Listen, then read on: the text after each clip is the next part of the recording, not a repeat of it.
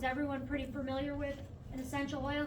It comes from a plant. It's a very concentrated, you know, basically the same way that you make alcohol is how you make essential oils, right? You use a still and it drips in and you get all the flower essence. So it's very concentrated. The different ways you can use essential oil is one, you can diffuse it in a diffuser and breathe it in through the air. The other way you can use it is topically. Sometimes it needs a carrier oil and sometimes it doesn't, depending on the oil. You can ingest it. You can actually put it in a drink and drink it. Certain essential oils, you have to know which ones are okay and which ones aren't. And you can also add it to cooking. So I don't know, a lot of people may not know all the different things you can do with it.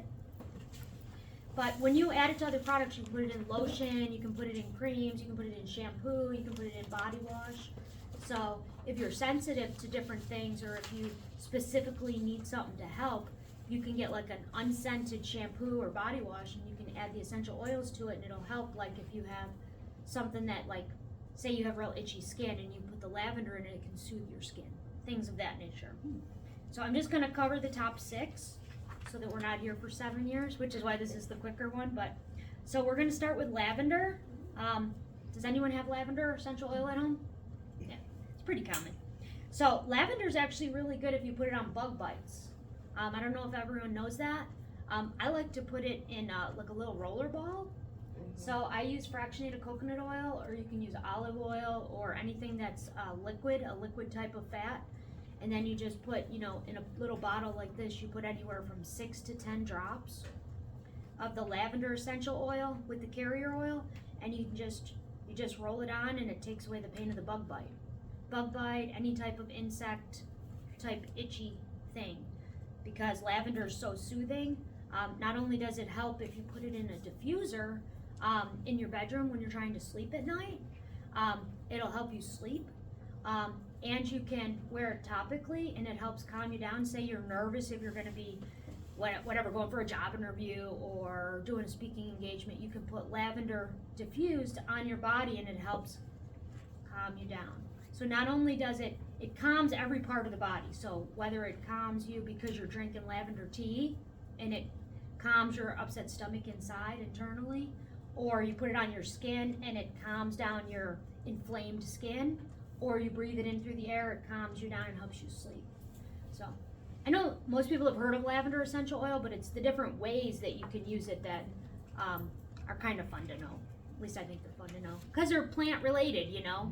So okay, the next one is lemongrass. Let's see if I actually brought that one. I didn't bring lavender, or I would have passed it around. Would you open that and pass it around? So that's lemongrass. Does anyone have lemongrass at home? Great. So lemongrass is a great mosquito repellent.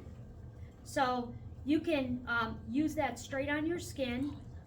You can put that into a candle and then light that on your porch just like you would citronella. It smells great because it's lemongrass. I've actually put it in a spray bottle with water and a little bit of lemongrass and shake it up and you spray it around on your porch and it helps keep the mosquitoes and bugs away, and you can wear it as a bug spray as well. Some people add a little witch hazel to the spray bottle of water. It just helps the oil stick better, but don't put it on a cut because that would probably hurt. It's also very good in a diffuser because it lifts your mood. It's a big mood lifter. So if you're kind of feeling sad or a little depressed, or maybe you don't feel good, you might be getting sick or something, you put lemongrass in the diffuser and it just lightens the mood of the house. Kind of like, you know, after you clean your whole house and it smells like that lemon cleaner that you used and you're like, feeling really good right now. And it's because it's the smell, it's the scent, because we really are directly affected by our olfactory, by our scent, by what we breathe in. So if we would have walked into this room and it smelled like Christmas, right? It smelled like cinnamon and clove and nutmeg just because it was a diffuser going, we'd be all like, make us think about that festive feeling, right? Even if it had nothing to do with it, you know? Anyhow, lemongrass is good as a mood lifter in the diffuser. Okay. The next one we're gonna do is, thank you. I'm handing it off to your assistant. He's been carrying all my heavy stuff. I don't want him to leave. He's giving Sean a break because Sean always carries me. Okay, the next one is eucalyptus. Does anyone have eucalyptus at home? Okay. And eucalyptus, when you think of Vicks Vapor Rub, that's that's the eucalyptus, and just pass it around. So eucalyptus is really good for opening your airways, but because it is such a strong essential oil, you can't put that directly on your skin. So it could burn your skin, the eucalyptus, so you would mix that with a little bit of olive oil, coconut oil, avocado oil, any kind of carrier oil. And the reason I keep saying oil is because oil and water don't mix very easily. So this is an essential oil, so that's why you use an oil carrier oil. It could be any different kind that you want, almond oil or whatever. And when you mix it together, you can rub that right on your chest. So the eucalyptus will be good to open your airways. So it just kind of opens you up so you can breathe better. If you have a sick baby, you just put the eucalyptus in the diffuser, and the whole house helps everyone breathe better. If like, oh, we're all getting the ick, right? Put eucalyptus in there, and it helps open up airways. I actually make I make a salve. So I use infused. He's just Oh, you keeping did. Kelly from having to It's get up. like, what's happening over there?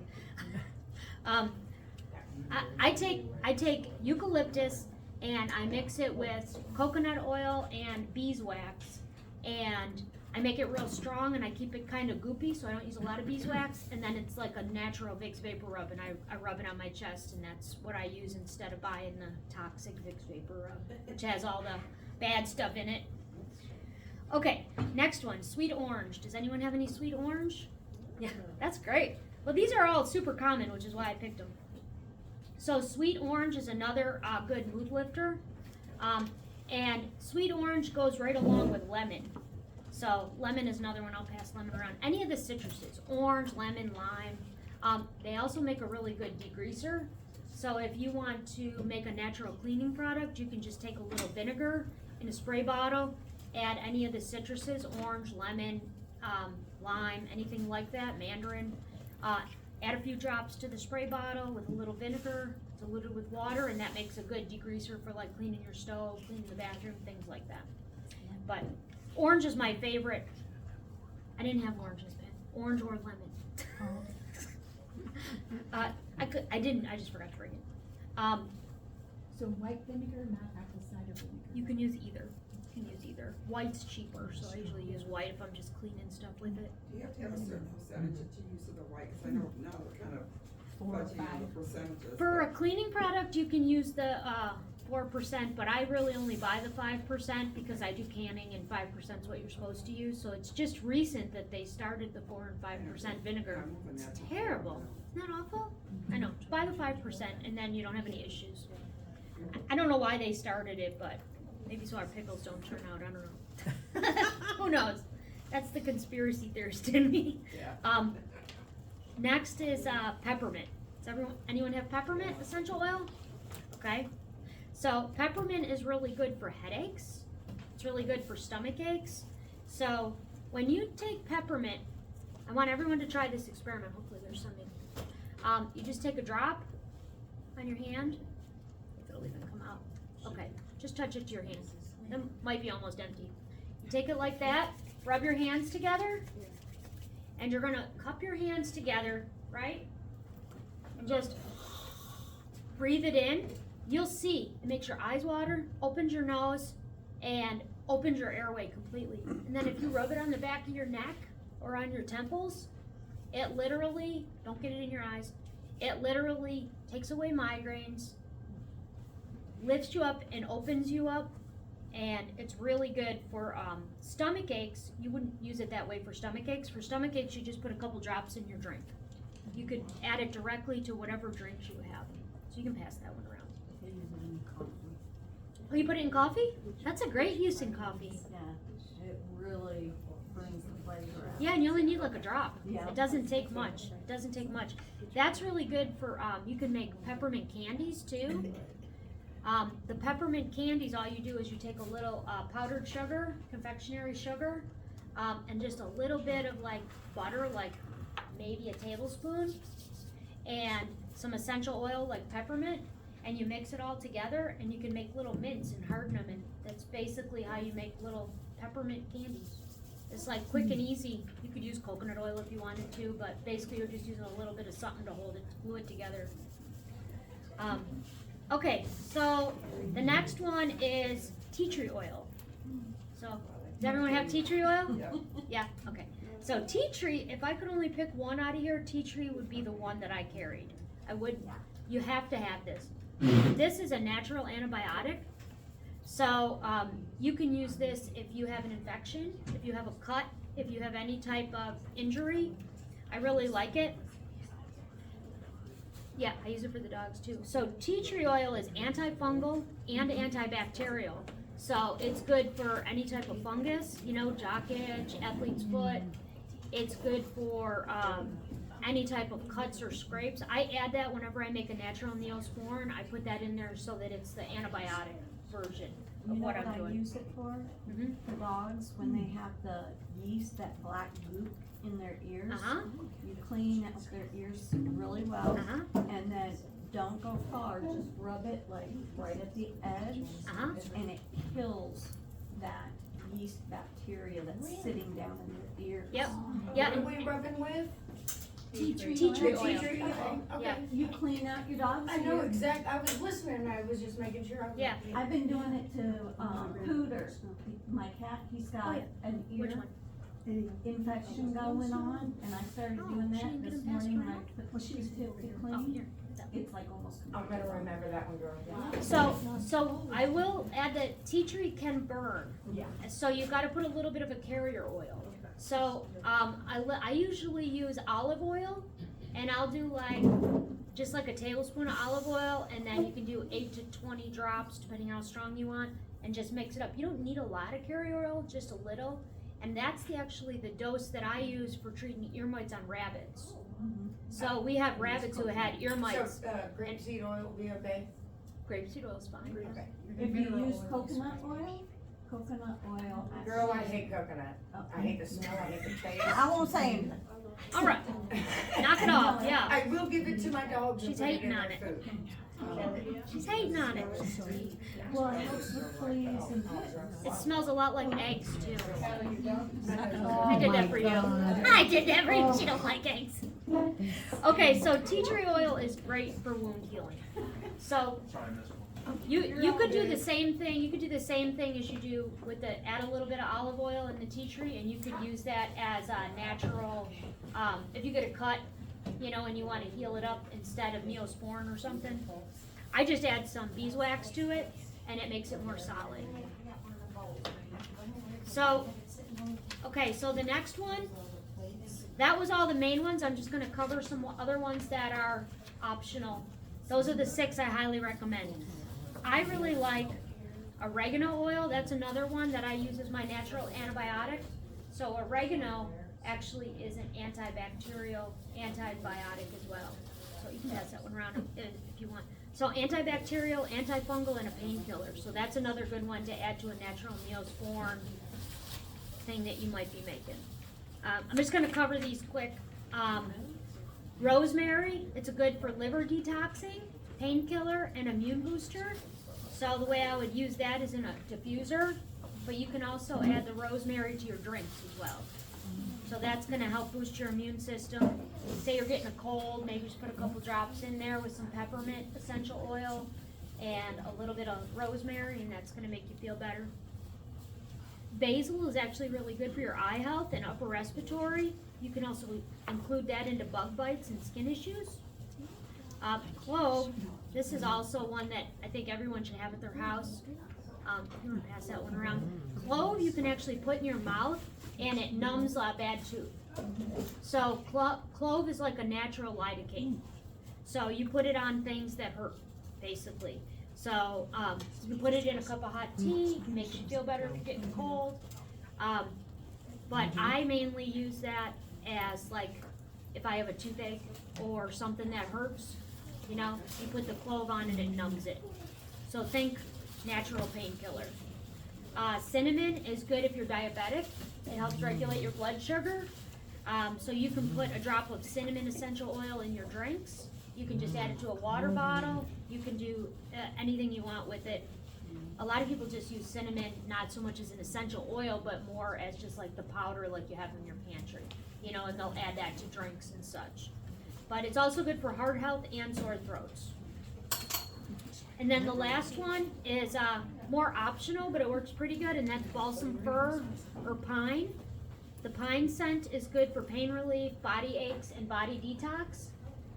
And then this flyer I passed around that you guys were maybe looking at, things you can make with essential oils.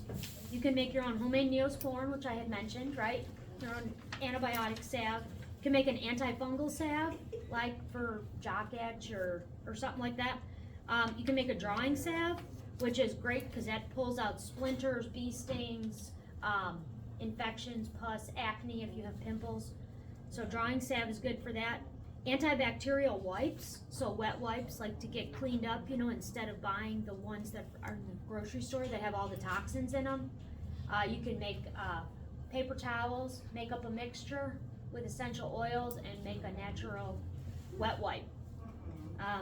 And then you can make room fresheners, which is basically a spray bottle with a few essential oils in it. You can add a little witch hazel if you want to, but you don't have to. And then you can use that as a linen spray, a bed spray, a house spray, instead of using Febreze or something that's a little more toxic and expensive that way. We talked about a cleaning spray, cleaning your house.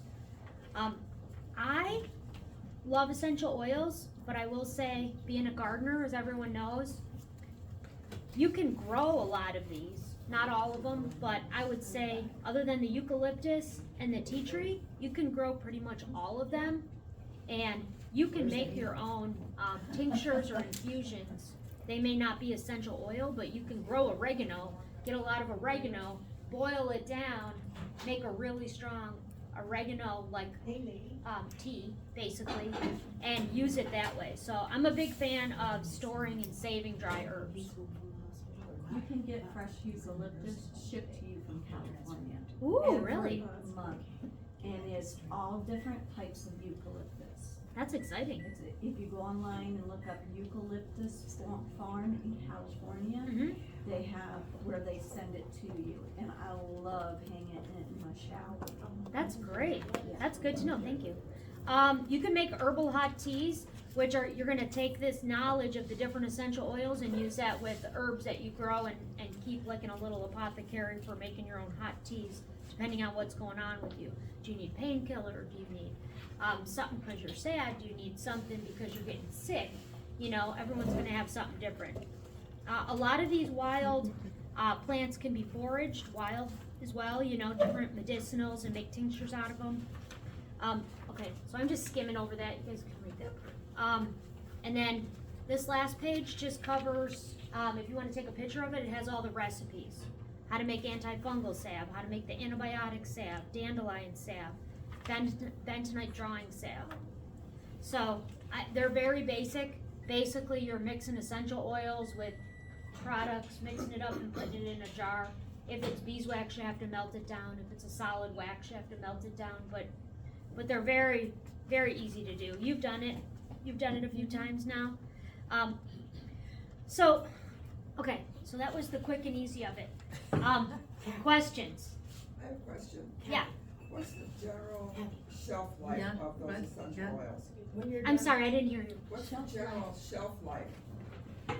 Of essential oils? Yeah. They will last years. They'll last 5 to 10 years. I wouldn't hesitate to use one that was 10 years old because they're concentrated, Yeah.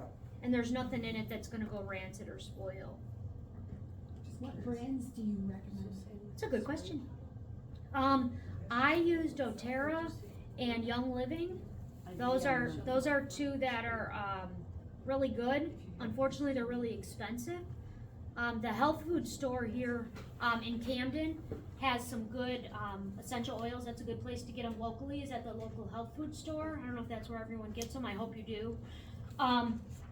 But if I'm going to order them online, I'll get them from Bulk Apothecary, and it's called Nature's Oil because they're a lot cheaper and they're organic, and not all the ones at the health food store are organic.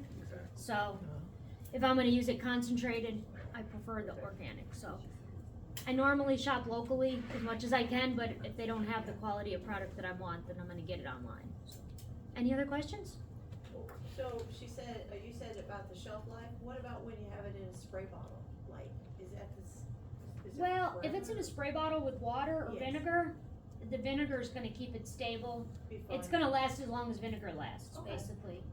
So I made a natural hairspray, which is a sugar, water, essential oil, and witch hazel mix. And I mean, I don't even think that can go bad. I mean, because sugar's a preservative, so it's very hard to make essential oils go bad. Okay. Yeah, you'd know. It would smell bad like a rotten egg or something, right? I mean, I've never had that happen, you know, and I'm in my 50s, so. Yeah, thank you. Thank you. Okay. So I'll pass this around if you guys wanna take pictures of the recipes or whatnot. And, oh, here's one more if anyone wants to try the chamomile. I made a chamomile, roll-on. This is really good, if you're nervous or upset. You know how lavender calms you down? Chamomile does as well. So more than just sleepiness. You can roll that on, it smells good. There's a lot of oils I could have covered, but. That'll help. All right, well, I guess everyone's probably wants to eat and Thank you. chat.